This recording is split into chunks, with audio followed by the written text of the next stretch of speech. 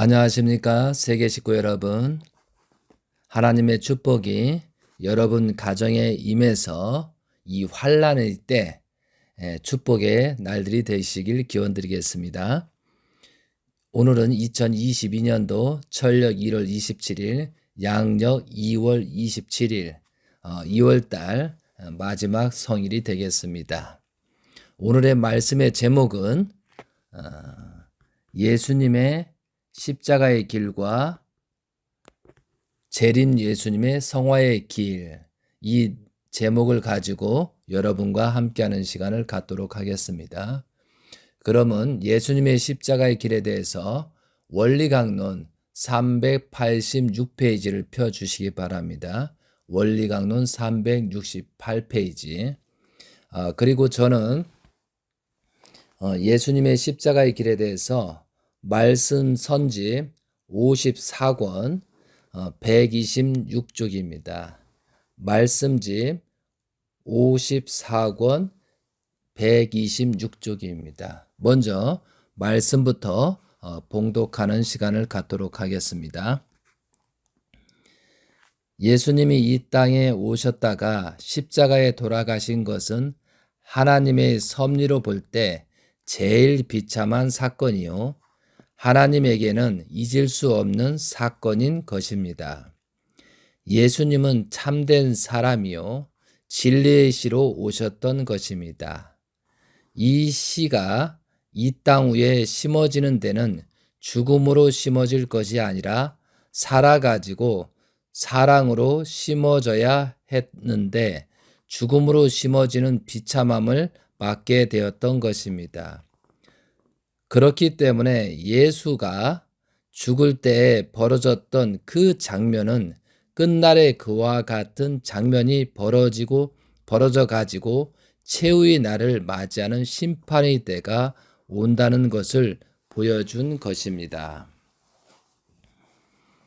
이 말씀을 들으시면서 재림 예수님을 성화의 때 생각하면서 우리가 그 입장을 생각하면서 듣도록 하시기 바랍니다. 예수님은 죽을 때 혼자 죽지 않았습니다. 왼편 강도가 있었고 오른편 강도가 있었습니다. 그 다음에는 바라바가 있었습니다. 예수의 죽음의 사건을 중심 삼고 가지고 관계되었던 사람은 예수까지 합하여 4사람이었습니다. 이 4사람이 문제되어 가지고 죽음의 사건이 있게 된 것입니다. 그들이 동기가 된 것입니다. 동기가 그렇게 되었으니 결과적으로 그것이 나타나는 때가 되면 끝날이라는 것을 여러분이 알아야 되겠습니다. 예수님의 왼편에 있는 강도는 예수님께서 내가 하나님의 아들이거든 우리를 살려달라고 했습니다. 그리고 하나님이 어디 있느냐? 야 예수야, 내가 무엇이냐? 하면서 다 부정했던 것입니다. 그러나 오른편 강도는 예수를 반대하는 그 왼편 강도에게 그런 말 말라. 우리는 당연히 죽어야 할 사람이지만 이 사람은 죽어서는 안 될 사람인데 죽는다라고 하면서 하나님을 지지했고 예수님을 중심 삼고 죽음을 택하였던 것입니다. 그는 생명이 끊어질 때까지 예수를 옹호하고 예수의 같은 운명의 길을 가려고 했습니다.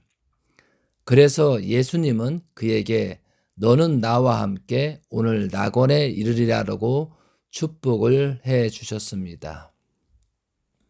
자, 이 말씀을 생각하면서 재림 예수님께서 성화하실 때 정말로 우리가 잘못해서 재림 예수님께서 2013년도 1월 13일 기원절을 맞이하지 못하고 성화하였음을 회개하고 용서를 비는 자가 있는가 하면 재림 예수님께서 성화하신 거니까 나이가 돼서 죽었다, 우리 때문에 죽은 게 아니고 다른 참가정이 분열돼서 그렇다.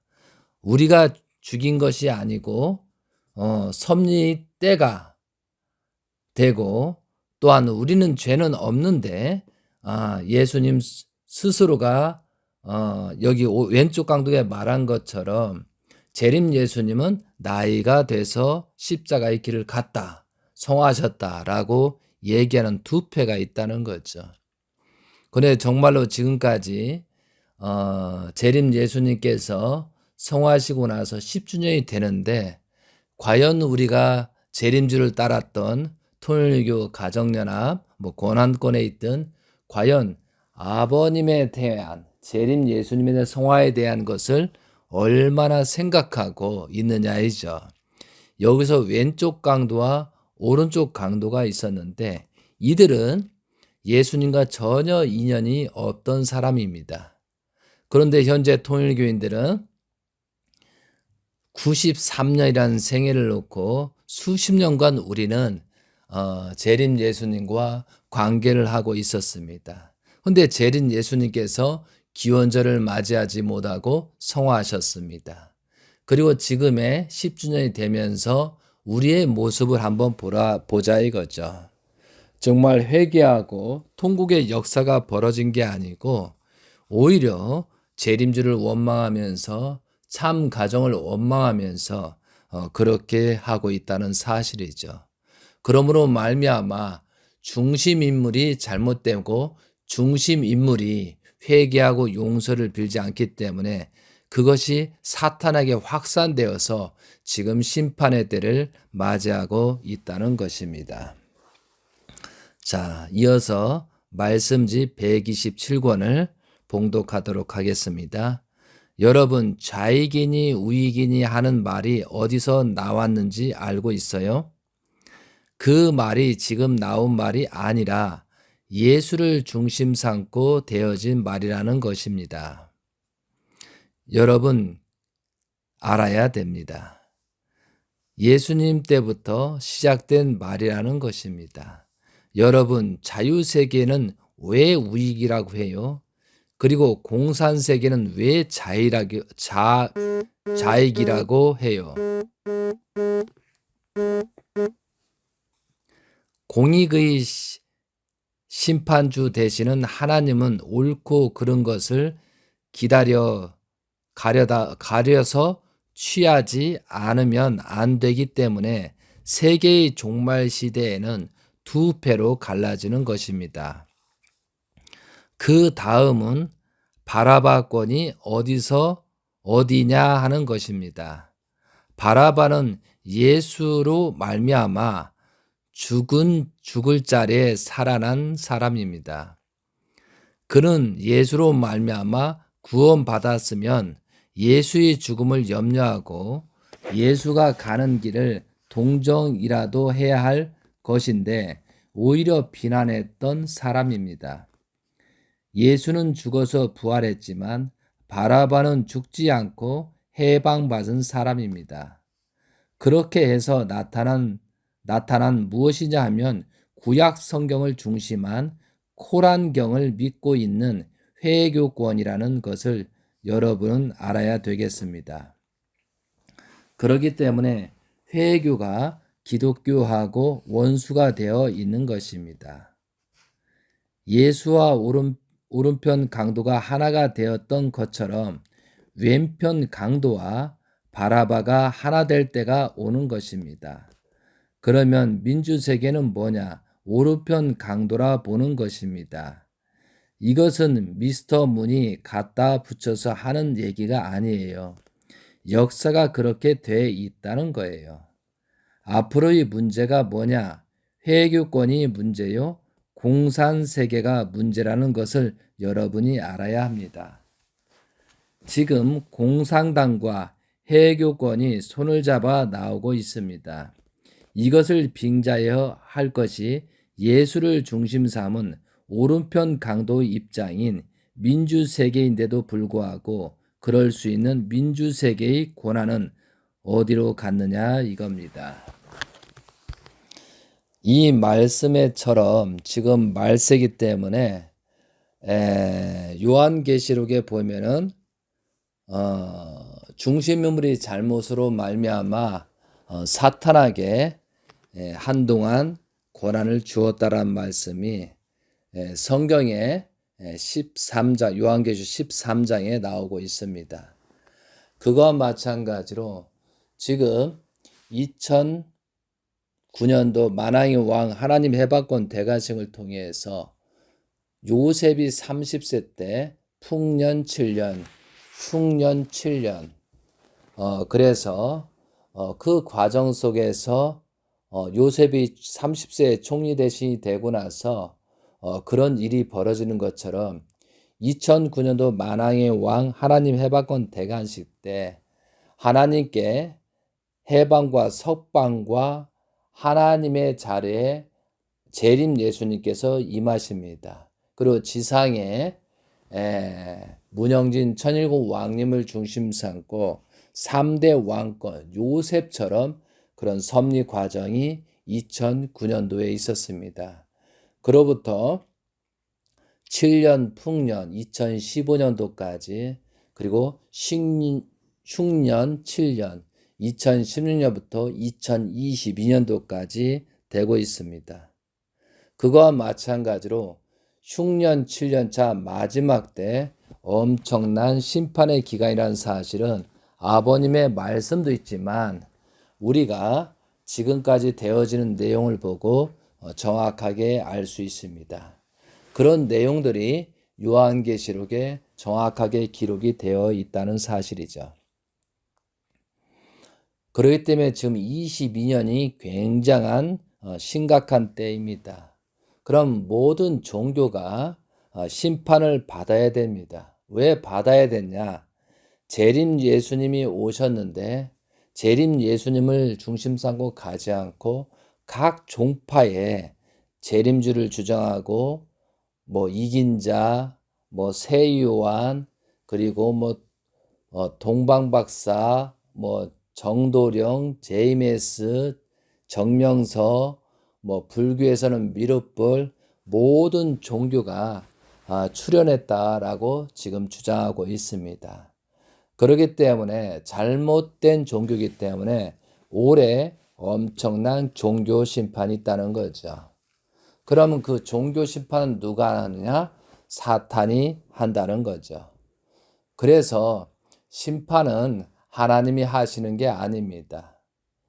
영원한 사랑을 가지고 창조 목적을 가진 하나님이시기 때문에 하나님이 심판하는 것이 아닙니다. 하나님의 심판은 창조의 궤도, 창조의 질서를 파괴시키고 수습이 안 될 때 심판한 적이 있습니다. 이것이 노아의 홍수 심판이죠. 왜? 사랑의 질서, 창조 목적에 맞는 창조의 법도를 어기고 다른 혈통을 번식했기 때문에 수습이 안 되기 때문에 심판이 있었습니다. 그거와 마찬가지로 하나님께서는 뭐예요? 심판하지 않습니다. 그러면 우리가 잘못되면 누가 심판하냐? 영계에 간 조상들이 심판합니다.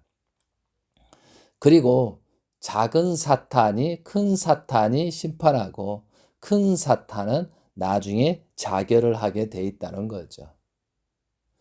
그런데 모든 종교가 자기가 위대하다고 나오기 때문에 지금은 엄청난 종교 심판도 같이 되는 것이 2022년도가 되겠습니다.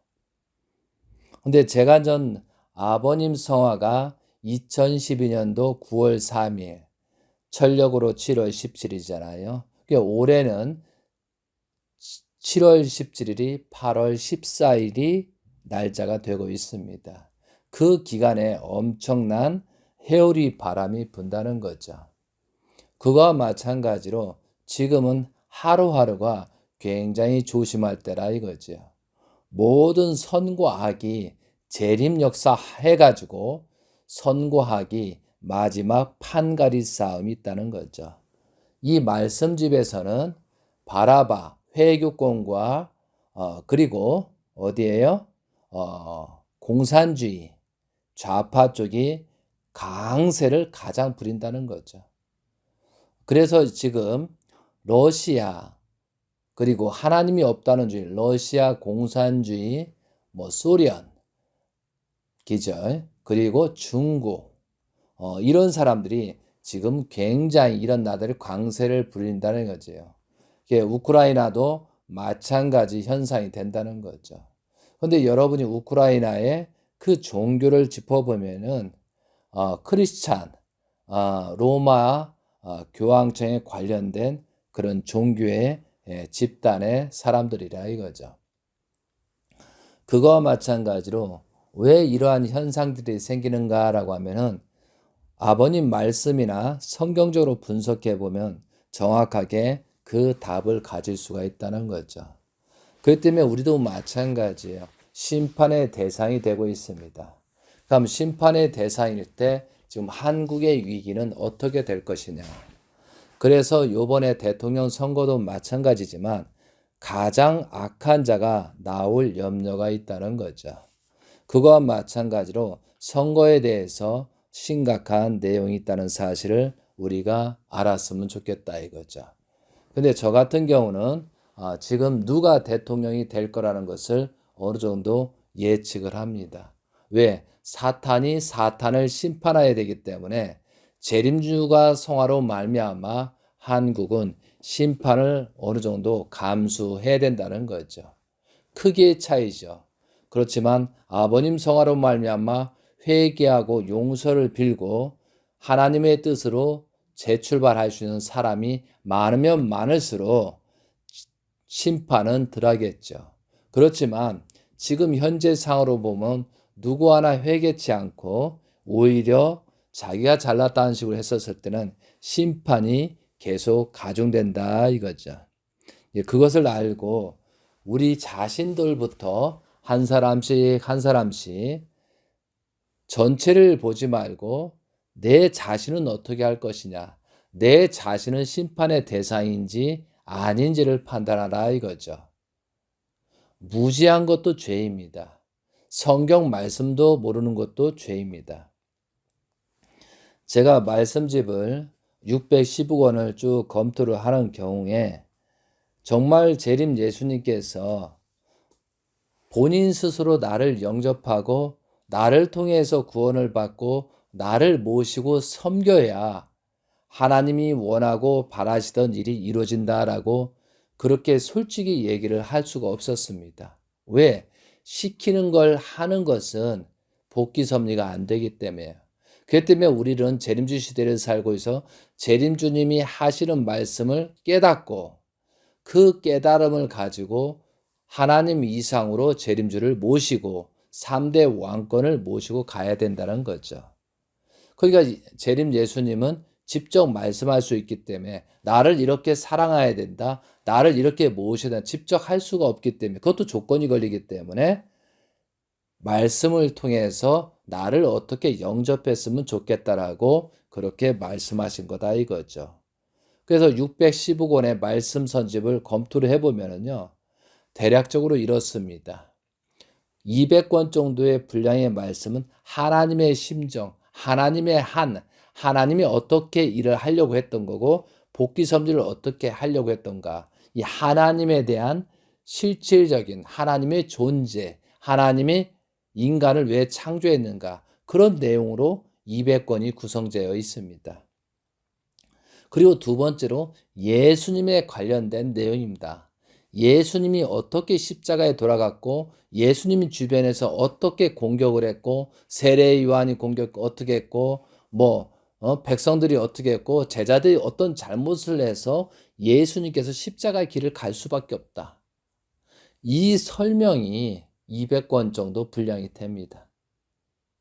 그리고 마지막에 200권의 내용은 복귀 섭리, 앞으로 복귀 섭리를 어떻게 지령할 거고 너희들이 어떻게 해야 나와 함께 복귀 섭리를 성취하고 이룰 것이다. 이렇게 해서 세 가지로 나눠진다 이거죠. 그거와 마찬가지 오늘 말씀도 예수님에 대한 관련된 내용입니다. 그래서 제가 오늘 제목이 뭐라고 그랬어요? 예수님의 십자가의 길과 재림 예수님의 성화의 길이 어떤 관계가 있는가를 지금 설명을 하도록 하겠습니다. 여러분 이해하시겠습니까? 그래서 그러면 예수님께서 왜 십자가의 길을 갔는가? 그것은 제자들과 모든 주변에서 믿음의 기대, 실체의 기대가 다 깨졌기 때문에 하나님을 중심 삼고 섭리를 연장해 가야 하기 때문에 십자가의 길을 택했다라고 되어 있습니다. 그럼 예수님께서 어떻게 십자가의 길을 갔는가를 정확하게 말씀의 주제가 나오고 있다는 거죠. 그것을 지금 봉독하려고 하고 있습니다. 원리강론 386쪽입니다. 시간 관계에서 영적인 믿음이 기대인데 그 말씀을 좀 생략하면서 387페이지 예수님이 어떻게 십자가의 길을 갔는가를 설명하십니다. 네 번째 줄입니다. 그러면 예수님은 영적인 믿음의 기대를 어떻게 세우셨던가? 예수님이 메시아로 나타나실 때까지는 하나님은 유대 선민들과 함께 계셨다. 그러나 그들이 메시아로 나타나신 예수님을 배반한 순간부터 하나님은 그들 선민을 사탄에게 내주시지 않을 수 없었던 것이다. 지금 여기서 말하는 예수님이 메시아로 나타나실 때까지는 하나님은 유대 선민들과 함께 계셨다. 그러나 그들이 메시아로 나타나신 예수님을 배반한 순간부터 하나님은 그들 선민을 사탄에게 내주시지 않을 수 없었다. 이 말을 가만히 생각해 보세요. 재림 예수님이 계실 때는 선민이었는데 재림 예수님이 십자가의 길을 간 다음에 선민이 아니다. 이런 의미가 좀 있는 것 같아요. 그래서 재림주가 성화로 말미암아 선민의 자격을 잃어버렸다라는 말이 여기에 심각한 내용이 될 수도 있잖아요. 다음 읽겠습니다. 그리하여 예수님은 이스라엘로부터 배척당한 독생자 예수님과 함께 선민을 버리고 돌아설 수밖에 없었던 것이다. 아버님의 성화로 말미암아 재림 예수님의 선민으로 말미암아 하나님께서 선민을 버리고 돌아설 수밖에 없었던 것이다. 이 말하고 지금하고 어떤 차이가 있을까요? 아버님 성화로 말미암아 한국과 일본은 어떠한 심판을 받고 현재 어떠한 이기고 있느냐 이거죠. 그러면 아버님 성화로 말미암아 하나님이 지금 한국에 계시다고 할까요? 일본에 계시다고 할까요? 한국과 일본은 아버님께서 아담과 하와 결혼한 입장이기 때문에 한 나라 똑같은 나라입니다. 복을 받더라도 똑같이 받고 심판을 받으려도 똑같이 적용되고 있다는 거죠. 아버님 성화로 말미암아 지금 나라의 정치인들이나 모든 사람들이 지금 엄청나게 중국을 통해서 지금 굉장히 압박을 하고 있잖아요. 압박을 하고 있잖아요. 여기서는 분명히 하나님은 이스라엘로부터 배척당한 독생자 예수님과 함께 선민을 버리고 돌아설 수밖에 없으셨던 것이다. 그래서 잘못하면 우리가 이 얘기는 선민의 자격에 박탈됐다라는 말이 될 수도 있습니다. 저는 한국 사람이다 뭐다 해가지고 한국 사람, 일본 사람을 옹호하는 말을 할 수가 없습니다. 물론 저도 한국 사람 혈통이 있지만 섭리적으로 봤었을 때 냉정하게 한번 짚어보자 이거죠. 저는 잘못된 것은 정확하게 회개하고 용서 빌어야 되고 심판을 받아야 됩니다. 심판을 왜 받아야 되냐면 잘못됐으면 심판을 받아야 됩니다. 우리가 심판을 받지 않고 그러한 탕감 조건에 대한 그런 내용이 없이 연계해 가면 후손들이 받아야 되기 때문에 우리가 당대에 저지른 것은 후손들이 영향을 입지 않고 우리가 책임지고 탕감 조건으로서 심판을 받아야 된다라고 생각하는 것이 저의 생각입니다. 우리가 잘못을 해놓고 심판을 받지 않는다라고 하면 이건 사기꾼입니다. 정말 통일교로서 가정연합으로서 우리는 정말 재림주를 모시면서 어떠한 조건을 세웠느냐 이거죠. 예수님 시대 때 그 무지한 것들은 예수님한테 오병의 이적 같은 그런 먹을 때, 입을 때만 나타났지 예수님의 십자가의 길을 갈 때는 전부 다 도망쳤습니다. 12 제자도 전부 다 도망쳤습니다. 베드로는 3번 부인했습니다. 가룟 유다는 예수님을 팔고 어떻게 됐어요? 그래도 회개한다고 자결을 해버렸잖아요. 목매어 죽었잖아요. 예수님의 그 심정 보면 오른쪽 강도밖에 없었다는 거죠. 오른쪽 강도는 예수님과 전혀 인연되지도 않고 오병의 이적처럼 먹을 거 입을 거 예수님한테 한 번도 얻어먹지를 못한 사람이거든요. 근데 그 사람이 십자가에서 그래도 예수님을 증거로 말미암아 같이 낙원에 갔지만 또한 예수님은 지상에서 그러한 조건이라도 작지만 지푸라기 같은 그런 내용이지만 그 조건에 대해서 영적인 부활을 할 수 있던 조건이었다고 재림 예수님께서 말씀을 하셨습니다. 그거와 마찬가지로 아버님 성화를 놓고 인간적인 면을 떠나서 섭리적인 생각을 가지고 여러분은 어떠한 입장에서 성화를 맞이했냐 이거죠. 우리들이 회개하고 용서를 빌지 않고 그냥 연결을 가면은 그 탕감 조건으로 후손들이 그러한 엄청난 조건이 있기 때문에 우리 당대에서 치를 것은 다 치르자 이거죠. 여러분이 이 말씀을 예수님이 십자가에 감으로 말미암아 하나님께서 어떻게 됐어요? 예수님과 함께 선민을 버리고 돌아설 수밖에 없으셨다는 것입니다. 라고 써 있다 이거죠. 이것은 예수님 때만 해당될까요? 지금도 해당될까요? 저는 분명히 우리에게도 어떠한 크든 작든 간에 해당된다는 것을 분명히 지금 인식하고 있습니다. 다음 읽도록 하겠습니다.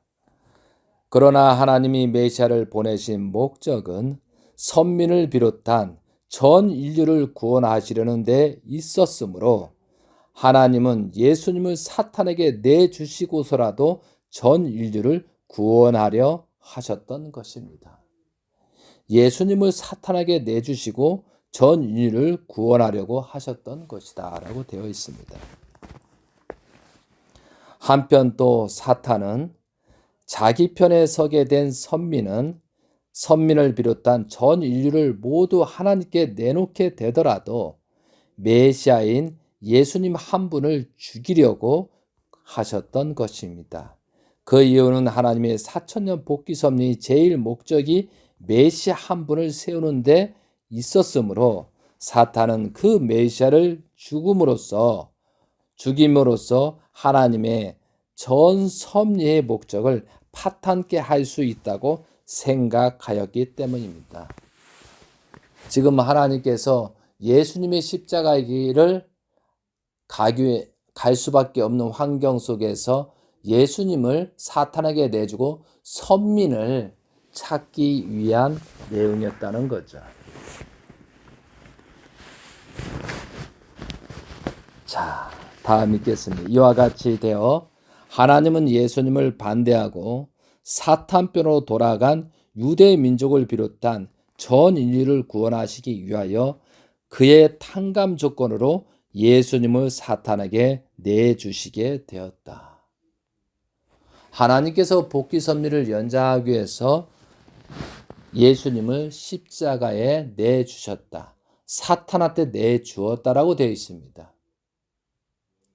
그거와 마찬가지로 우리가 기원절을 2013년도 1월 14일 기원절을 맞이하는데 결국은 아버님께서 한 사람도 데려갈 자가 없다고 하셔서 그 기대를 세우기 위해서 원리 본체는 3,600명의 기대를 하려고 했습니다. 그런데 협회나 그 책임자가 잘못으로 말미암아 3,600명이란 그런 조건을 세우지 못했다는 거죠. 그런데 3,600명을 지금 했던 놈들은 그 책임자들은 우리는 승리했다라고 지금도 주장하고 있더라는 거죠. 아버님께서 한 사람도 데려갈 자가 없다는 조건을 세우기 위해서 원리 본체는 3,600명 교육을 마지막 유언이다. 이것이 4월 25일 날 저는 거기 직접 목격자예요. 4월 20일 내가 마지막 유언이다. 너희들한테 마지막 지시를 할 수 있는 것이 원리 본체론 3,600명 교육을 해서 한 사람을 데려갈 수 있는 조건하고 하나님이 소원하고 바라시던 기원절을 같이 맞이하자. 내가 부모로서 하나님의 기원절을 맞아야 되는데 자녀 너희들이 없으면은 될 수 없다. 그러므로 이제까지 모든 것을 정리하고 원리 본체론을 통해서 회개하고 용서를 비고 사생 결단해서 기원절을 맞이하라고 아버님은 외쳤습니다. 그런 다음에 너희들이 내가 어떤 지시를 할 거니까 약속을 지켰느냐? 약속을 지킬 사람은 박수를 쳐라 했습니다. 그러니까 모든 사람이 박수를 쳤어요. 360명, 58명이에요. 358명 전부 박수. 그래도 못 믿겠다. 내 발을 쳐라. 그래가지고 손과 발을 박수를 쳐라. 그래가지고 손과 발을 박수를 치다 보니까 할 수 없이 뒹굴레 할 수밖에 없잖아요. 그래서 뒹굴레 하면서 박수를 쳤습니다. 그 기종소야 너희들이 약속을 지키겠다는 그 기준을 가지고 손과 발에 박수를 친 그 조건을 가지고 원리 본체론 3,600명 교육을 해라. 아주 쉽다. 너희들 여기에 358명이 왔는데 그 교회에서 책임자 교회에서 10명씩만 데리고 오면 돼. 이건 아무것도 아니다. 최소한 가장 약소한 걸로 조건을 세우는 거니까 너희들이 책임을 다해야 될라. 나의 유언이다라고 그렇게 말씀을 하셨습니다. 저는 그거 목격자입니다. 그래서 저도 원리 본체론을 가족을 보내고 조건을 세우겠는데 결국은 원리 본체론 숫자가 되지 못했습니다. 그리고 원리 본체론이라는 것은 하나님의 본체를 가리키는 거였습니다. 하나님의 본체를 가리키면서 하나님의 본체가 누구예요? 창조 목적을 완성한 생육하고 번성하는 번성의 주관자 누구? 대신자 형제님을 증거하라고 했습니다. 원리 본체로는 하나님의 실체이고 창조 목적을 완성한 대신자 문영진 천인이고 왕님을 증거해서 기원절을 맞아야 되는데 대신자를 중심 삼고 하나가 돼서 가자란 것이 원리 본체론의 깊은 뜻이었습니다. 그런데 그런 교육이 못 됐잖아요. 거기에 지금 책임자들 지금도 회개하고 용서를 빌지 않고 모든 책임은 어머니다. 모든 책임 참 가정이다 라고 말하는 그런 작자들도 있다는 거죠. 예수님께서 십자가의 길을 가는데 그래도 그들은 예수님의 십자가의 길을 가고 나서 어떻게 했어요? 3일 만에 부활 40일 동안 영적인 체험을 하고 예수님이 영계에 계시다는 사실을 알고 정말 회개하고 용서를 빌고 출발을 했습니다. 그리고 그 어려움과 격동을 겪으면서 로마 제국을 굴복시키고 기독교와 교회로 만들잖아요. 그런데 지금 현재 통일교 가정연합에 있는 정체성을 한번 보자 이거죠. 예수님 때 그 십자가 간 이후에 그들은 회개하고 용서를 빌었는데 우리는 지금 어떠한 모습이냐 이거죠. 그랬는데 그러므로 말미암아 지금 10주년 아버님 성화 규례는 엄청난 심판이 다가오고 있다는 거죠.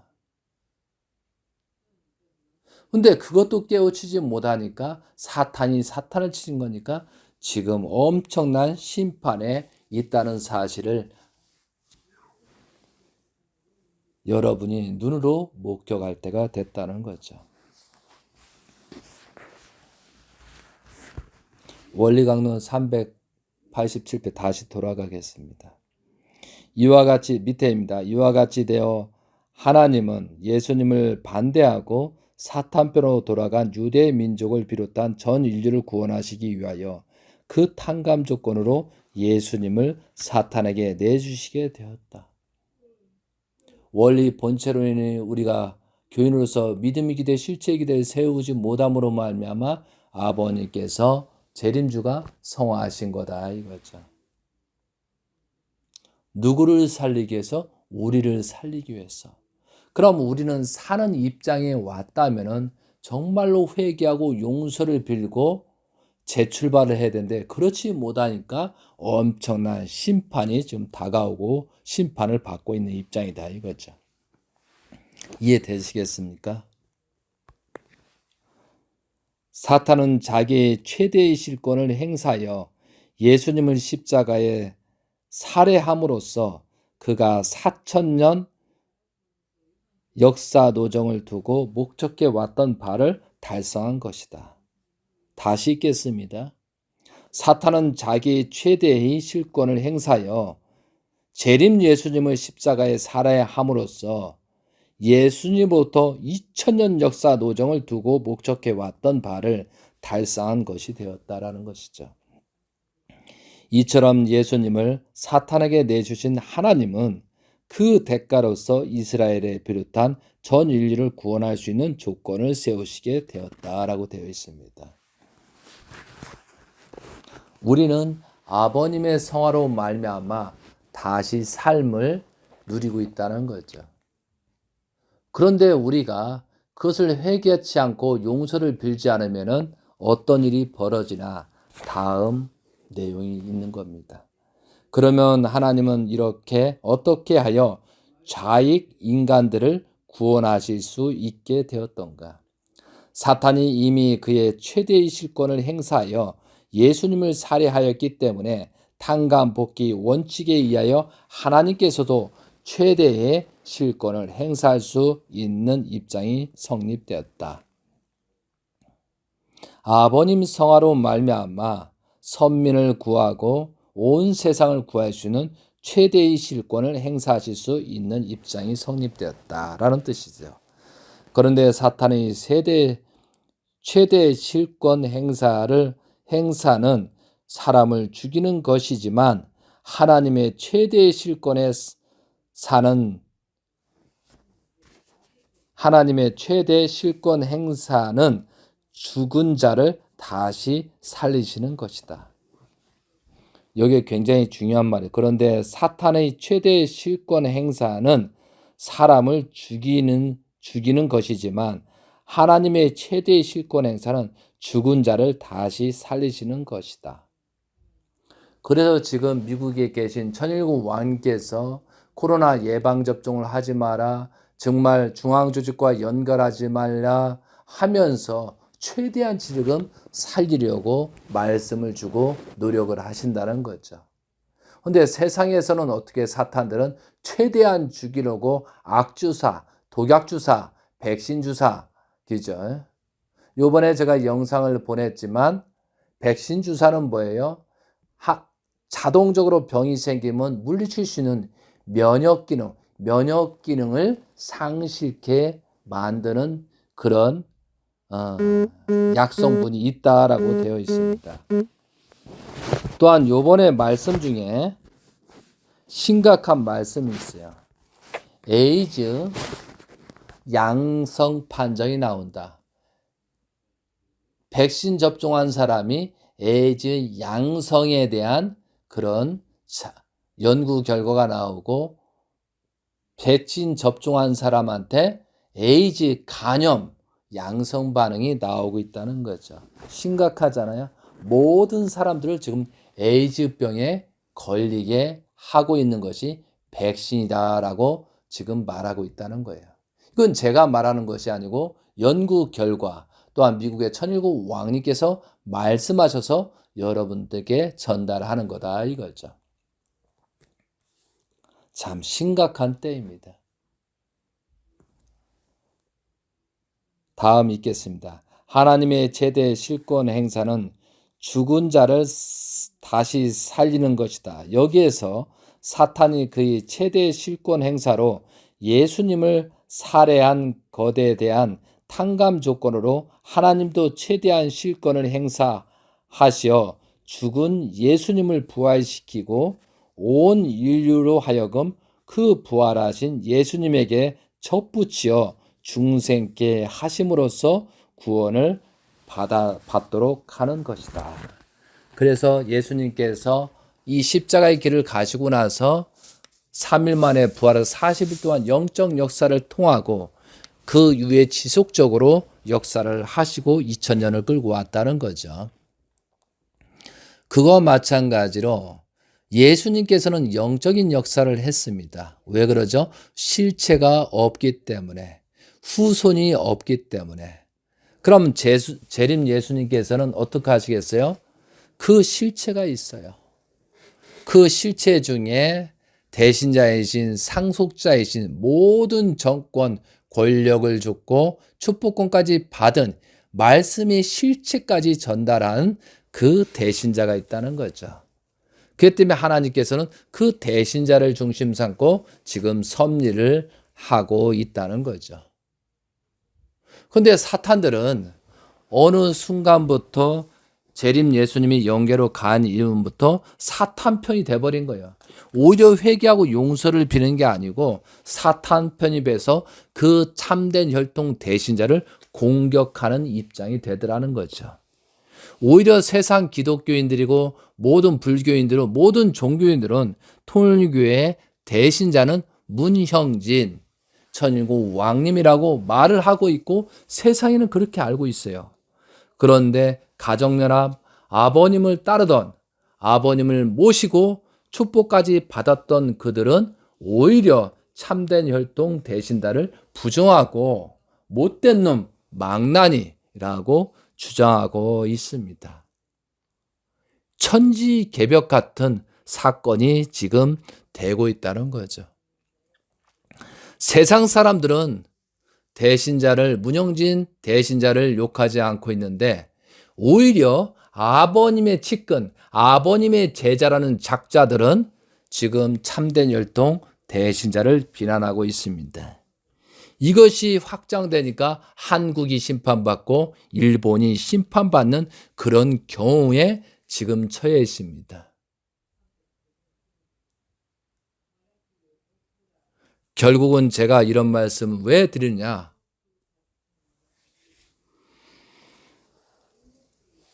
좀 전에 바라바라는 얘기를 했죠. 자, 예수님의 십자가의 길을 간 다음에 어떤 사건이 뭐냐면 AD 30년에 예수님이 십자가의 길을 가시고 AD 70년, 40년 후에 예루살렘이 완전히 망해버리는 총체적인 대학살, 대심판이 있었습니다. 그런데 그 40년 동안 어떤 일이 벌어졌냐면 예수님을 따르는 사람들은 전도한다고 세상에 나가고 필사적인 전도 활동으로 세계로 나갔습니다. 그런데 예수님의 대신 목숨으로 살아난 바라바 혈통은 강력파였습니다. 유대인, 바리새인의 강력한 파였다는 거죠. 그러니까 뭐예요? 지금 좀 전에 말씀한 것들은 오른쪽 강도와 예수님, 또한 바라바와 유대 민족이 연합을 한 거예요. 그러면서 강경책을 한 거예요. 그러면서 40년이 됐었을 때 4년 전후에서는 그 강령, 바라바라는 그 조직이 자기의 실권과 권력과 이권을 갖기 위해서 로마인들과 대적을 한 거예요. 예수님을 영접하고 예수님의 말씀을 높이기 위해서 로마하고 싸운 게 아니고 그 권력층, 자기들의 그런 권력과 그걸 유지하기 위해서 로마하고 대적을 해버렸다니까요. 그러니까 어떠한 사람이 3년 동안 외칩니다. 이제 회개하고 예수님이 온 것을 부정하고 율법을 가지고 강력한 그 바라바의 혈통들이 있으니까 그들을 그래도 살리기 위해서 예루살렘이 망하니 피해라 피해라라고 했습니다. 근데 그들은 마지막으로 최후까지 싸우다가 결국은 싹 죽어버리는 사건이 벌어지더라 이거죠. 지금의 현실과 비슷한 현상이 똑같이 전개되고 있다는 사실이죠. 정말 회개하고 용서를 빌고 그런 문화가 생겨야 되는데 오히려 교만하고 오히려 아버님 말씀 장사를 하면서 서로가 잘했다라고 합니다. 그리고 그거 모든 책임을 어머니가 잘못했다, 대신자 형제님이 잘못됐다, 현지님이 잘못했다, 참 가정을 비난하고 있는 현실의 실체가 드러나고 있다고, 마귀의 실체가 드러나고 있다는 거죠. 가장 마귀가 싫어하고 최초의 아담과 하와가 그 하나님의 아들, 딸이 아니라고 부정하는 바람에 아담과 하와가 타락이 된 것처럼 그 엄청난 그 영향이 있었잖아요. 그 사탄이 출발했던 아담과 하와를 하나님의 아들, 딸이라고 부정을 긍정한 게 아니라 부정을 했다는 그 조건들이 지금 똑같이 전개되고 있다는 거죠.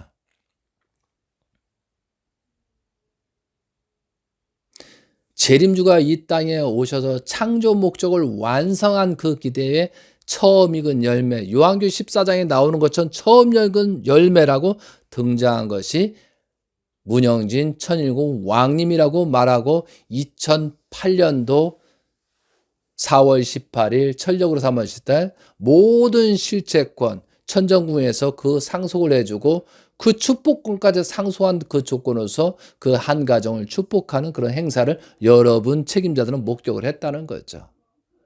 그리고 세계사적으로 2009년도 만왕의 왕 하나님 해방권 대관실에서 3대 왕권을 중심 삼고 가야 된다라고 하면서 대신자 요셉처럼 여호수아처럼 출발 섭리를 했던 것이죠.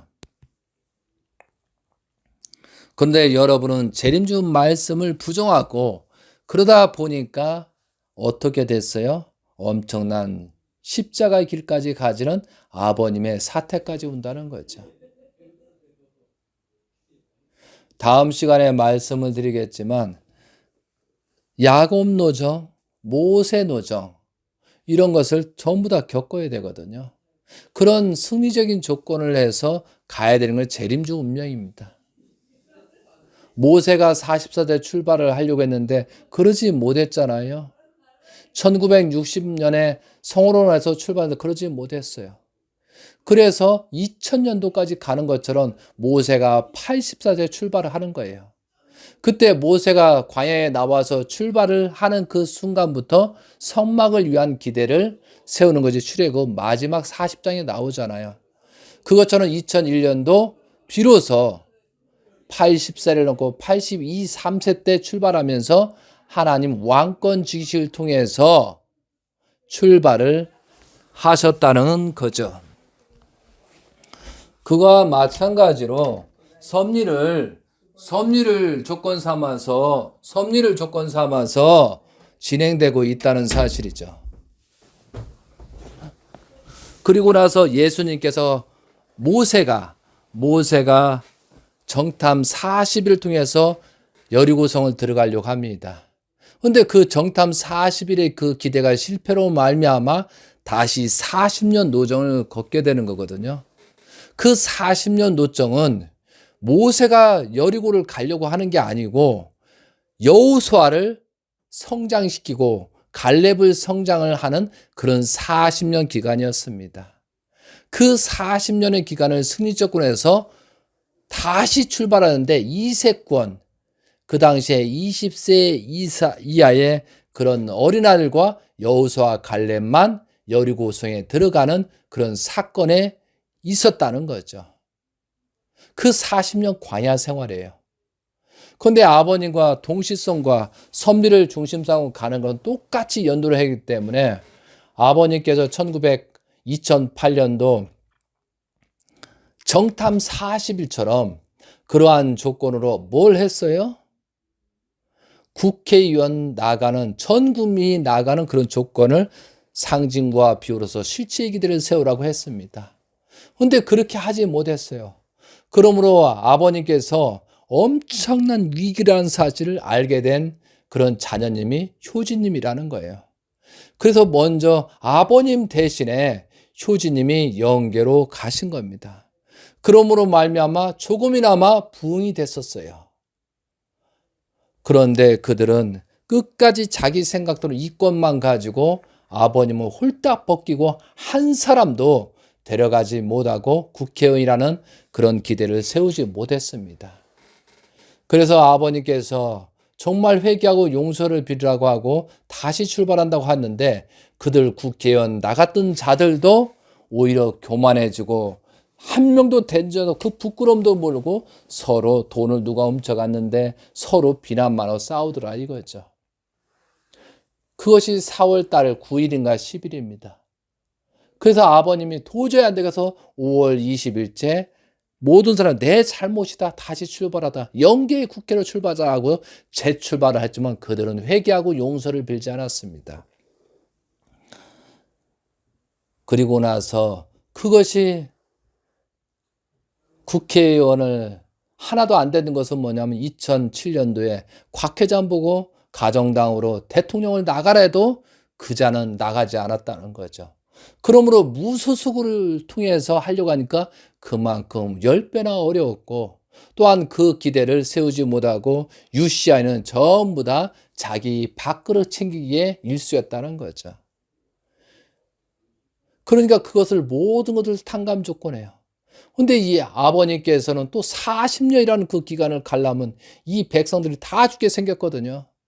그래서 헬기 사고를 통해서 40년을 사녀로 탕감 조건에서 재출발한다라고 했습니다. 그 재출발 기대를 세우는 거예요. 이것이 아버님의 비극이자 아버님의 우리들에게 줄 수 있는 축복이었다는 거죠. 헬기 사고를 통해서 많은 고통을 받았습니다.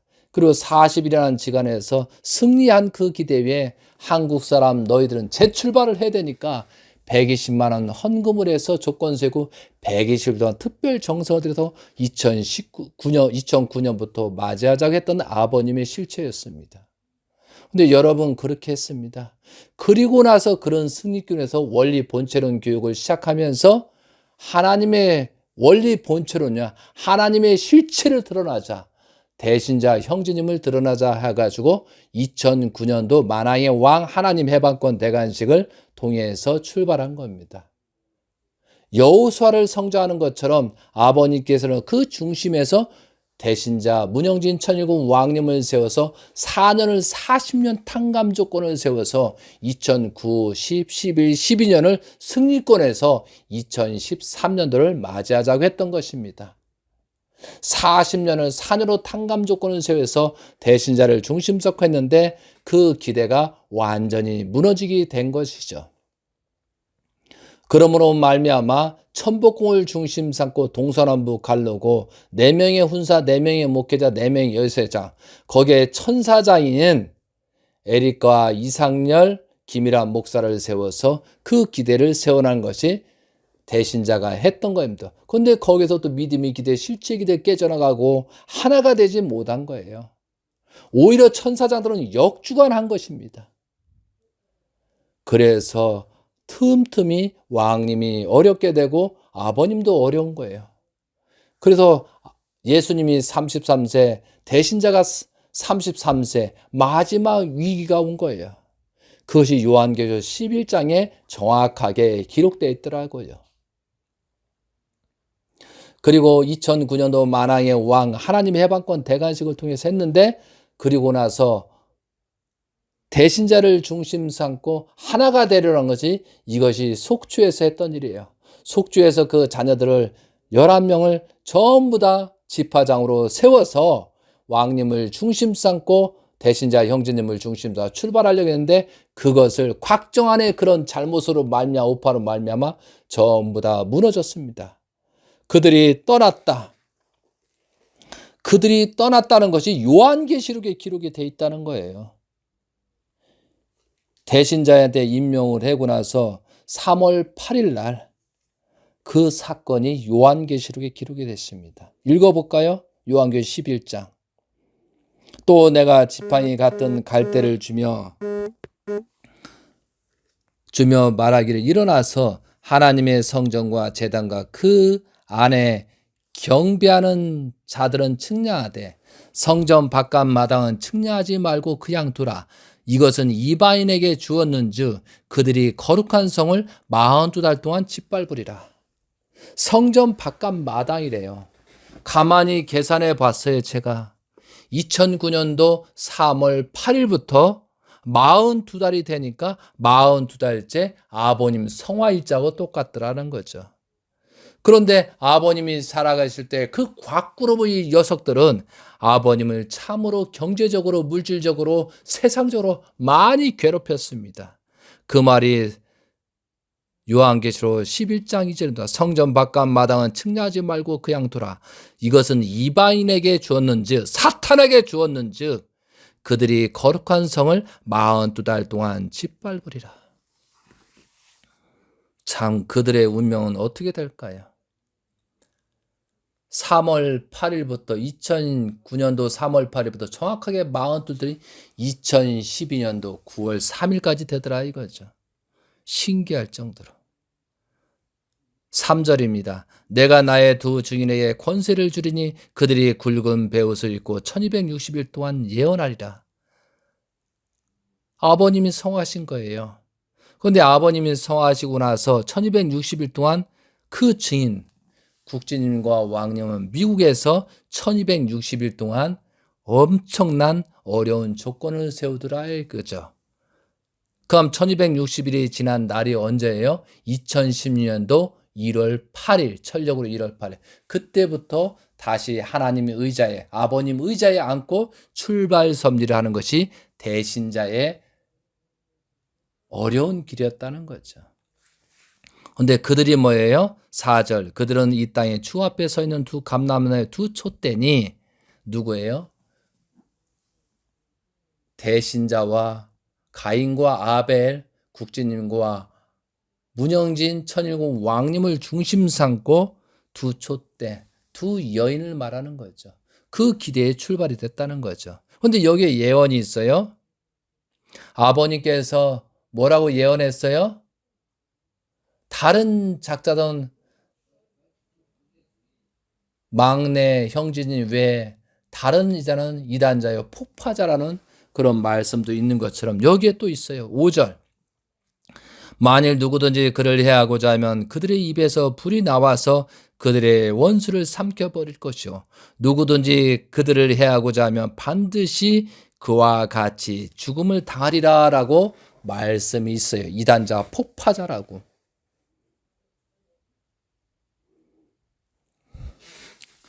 자, 6절. 그들이 권능을 가지고 하늘을 다 예언하는 날 동안 비우지 못하게 하고 또 권능을 가지고 물을 피로 변하게 하고 아무 때든지 원하는 대로 여러 가지 재앙으로 땅이 치리하라. 지금 이거예요. 그래서 이때가 먼저예요. 아버님 성화 때까지 42달. 그리고 성화하게 되면서 1260일. 이게 7년 노정이에요. 그리고 또 뭐예요? 그들이 권능을 가지고 하늘 다 그 예언한다고 비우지 못하게 하고 또 권능을 가지고 물을 피로 변하게 하면 아무 때든지 원하는 대로 여러 가지 재앙으로 땅에 하다. 이것이 2009년부터 2015년도까지 7년.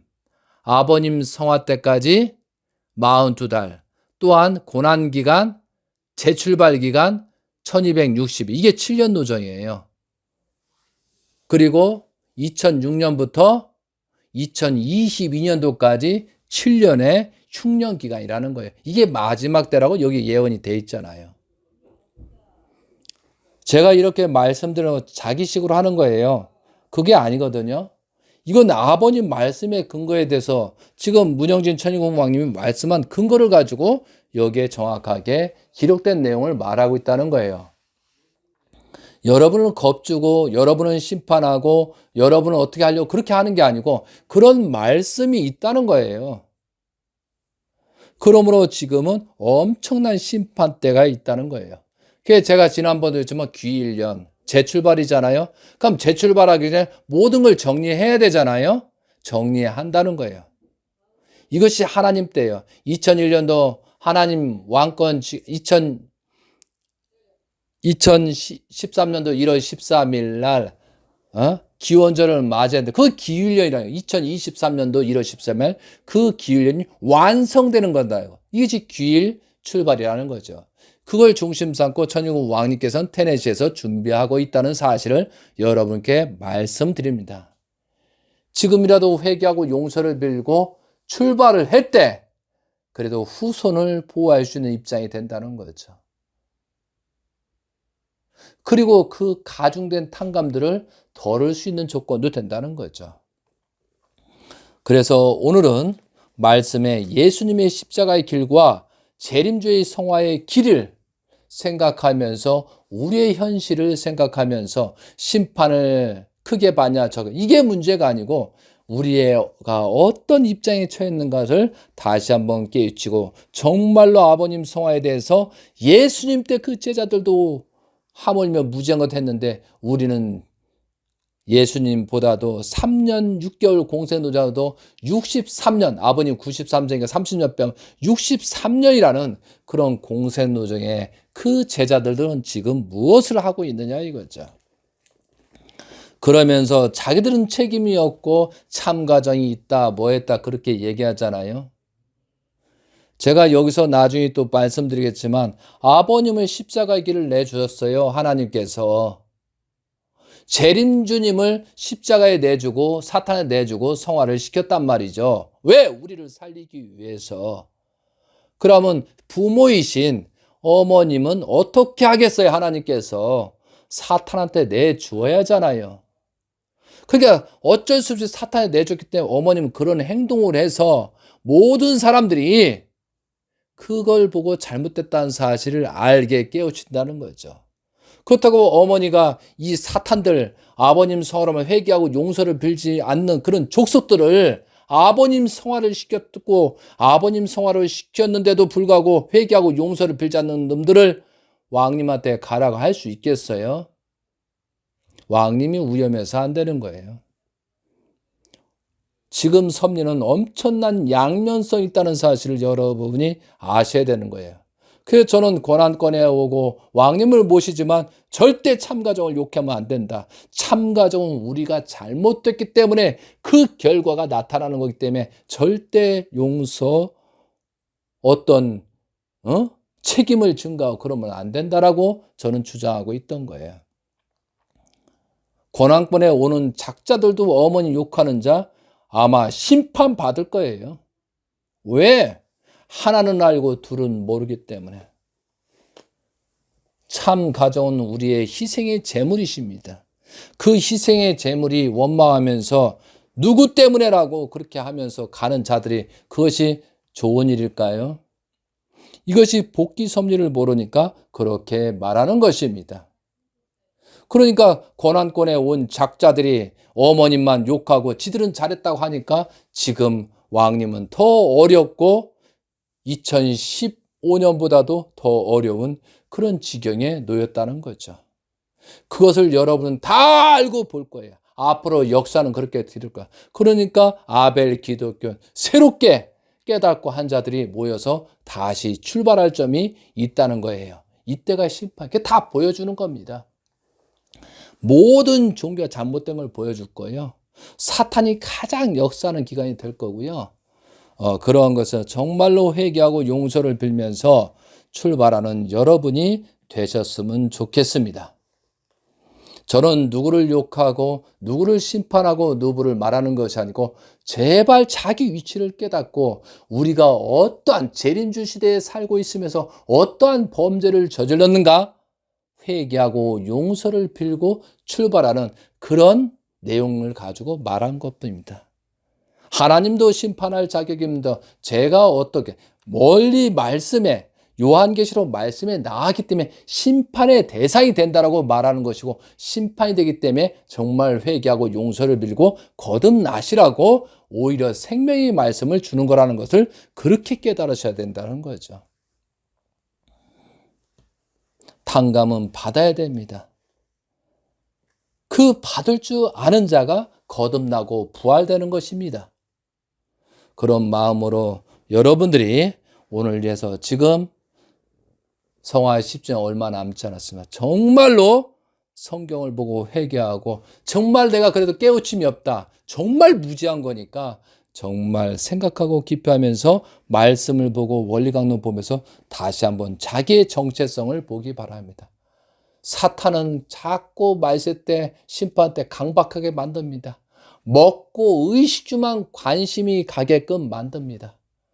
그것을 피해서 정말 그것을 넘고 정말 내가 인간으로서 살아갈 목적이 무엇인가? 정말 하나님이 알고 있느냐? 영계를 알고 있느냐? 하나님을 정말 내가 알고 신앙했느냐? 재림주를 알면 얼마나 알고 신앙했느냐를 다시 한번 짚어보면서 원점으로 가서 다시 한번 출발하시기 바랍니다. 모든 사탄이 가장 싫어하는 것은 천일공 왕님이십니다. 왜? 참된 혈통, 예수님께서 이루지 못하고 신부를 찾지 못해서 이루지 못한 것을 재림주가 와서 창조 목적을 완성한 실체 열매를 만들어 놨기 때문에 사탄은 거기에 중심에서 공격하고 있다는 거죠. 그러면 거기에 우리는 보호막이 돼야 되는데 그러지 못해서 지금 많은 어려움을 겪고 있다는 사실을 알아야 된다는 거죠. 정말로 내가 고난권에 온 사람들에도 정말로 내가 온전한 모습으로 하고 있는가를 다시 한번 짚어보시기 바랍니다. 성경 기록에 예수님 때 모든 베드로다 야고보다 그런 내용들이 다 조사가 돼서 성경에 나오는 것처럼 우리 시대도 나중에 후손만대가 기록을 해놓고 나왔을 때 우리는 선한 입장이냐 악한 입장이냐 나는 누군가를 정확히 합니다. 우리 조상들한테 우리 후손들한테 못배임 당하지 말고 또한 후손들이 묘를 파제끼는 사건은 없어야지 않겠습니다. 우리는 가장 축복한 재림시대에 살고 있지만 가장 지금 범죄를 저지른 죄인으로 살고 있다는 사실을 부정할 길이 없다는 거죠.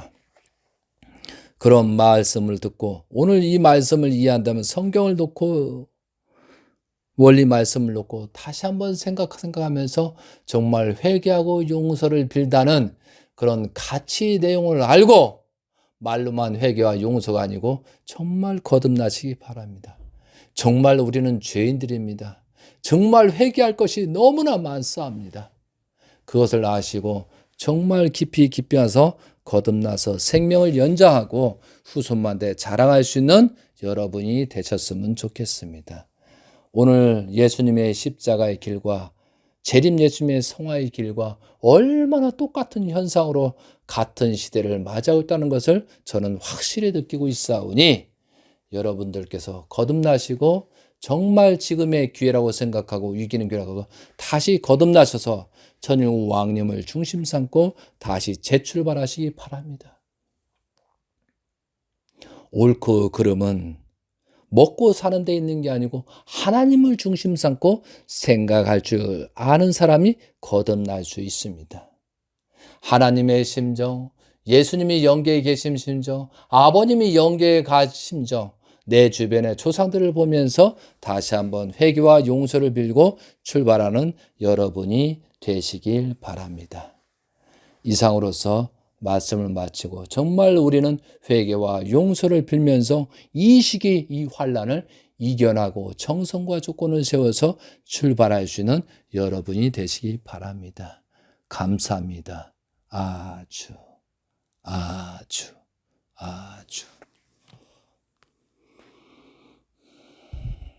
사랑하는 식구 여러분, 오늘 말씀은 생명의 말씀입니다.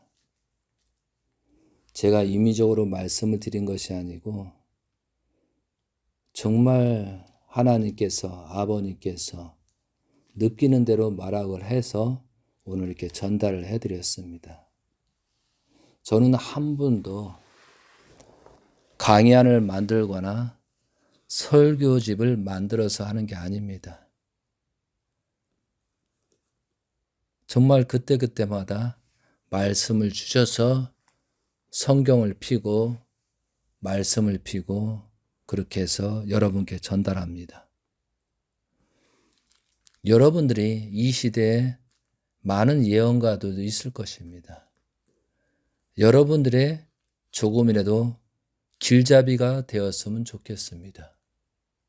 정말 우리들이 저와 같이 한 사람 두 사람씩 회개와 용서를 빌고 출발한 사람들이 많이 있다면 그래도 환난을 어느 정도 감수할 수 있고 피할 수 있겠지 않겠습니까? 그리고 피하는 게 아니고 후손들한테 영향을 주지 않는 모습이 되어야 된다는 것이죠. 그래서 지상생활은 영계로 가기 위한 준비입니다. 영계로 가기 위한 준비 시대이기 때문에 우리가 많은 것을 준비해서 성령으로 거듭나서 영계로 가야 되겠죠. 지상생활이 전체가 아니라는 사실은 아버님 말씀에 수없이 많습니다. 그거와 마찬가지로 우리는 지상생활에 어떤 삶을 누리고 갈 것이냐. 많은 사람이 다 죽지 않습니까? 그 죽고 남은 결과가 후손들에게 어떤 영향이 미칠 것인가, 그것을 생각하면서 하루하루 살아주시기 바랍니다. 정말 거듭나시고 하나님 뜻대로 살아가고 정말 하나님의 한, 예수님이 한, 재림 예수님의 한을 우리가 생각하면서 여러분의 온전한 길을 가시기 바라면서 말씀을 마치도록 하겠습니다. 아주 감사합니다.